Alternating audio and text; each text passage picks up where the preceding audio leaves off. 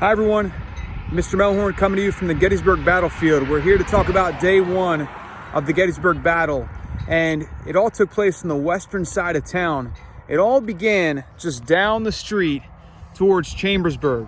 Robert E. Lee's forces were coming from the area of Chambersburg. They were located in Chambersburg, Harrisburg area, Carlisle, and York, and a small portion of forces started moving this way on June 30th of 1863.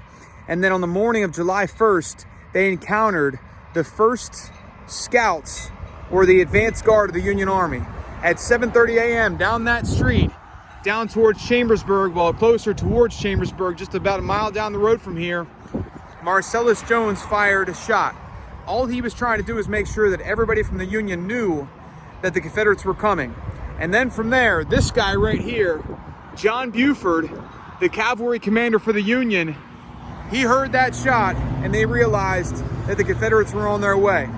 Now, Buford realized that Gettysburg had some fantastic locations to defend, some great high ground towards the south of the town.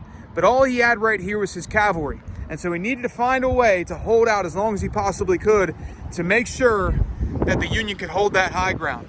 Now, I want to take you next. Buford was trying to get infantry here as fast as possible for the Union. And so what he did is he tried to get word to John F. Reynolds to get here as fast as he could. And John F. Reynolds did exactly that.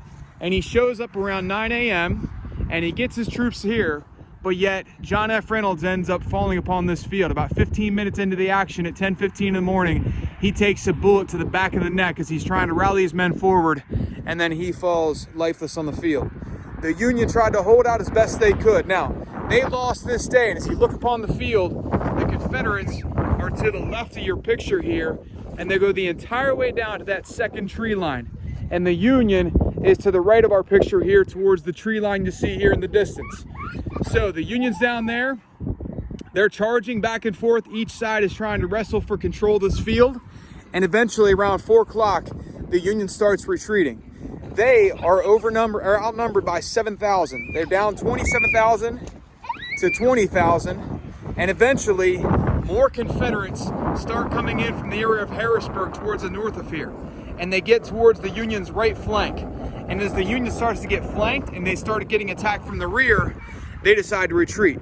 So they retreat down into the town of Gettysburg. You see my family right there, but they retreat down into the town of Gettysburg, and there's some action in the town. But luckily for the Union, a corps commander by the name of Winfield Scott Hancock started concentrating all the Union forces down south of the town towards those hills. You can see the land slope up just a little bit.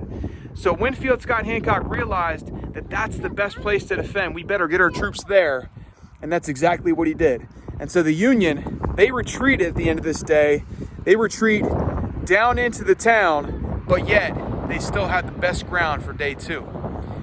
Altogether, good Confederate victory, sort of, but there's some action at night where they should have probably taken some greater action. Richard Ewell decided not to, and it comes back to bite the Confederates.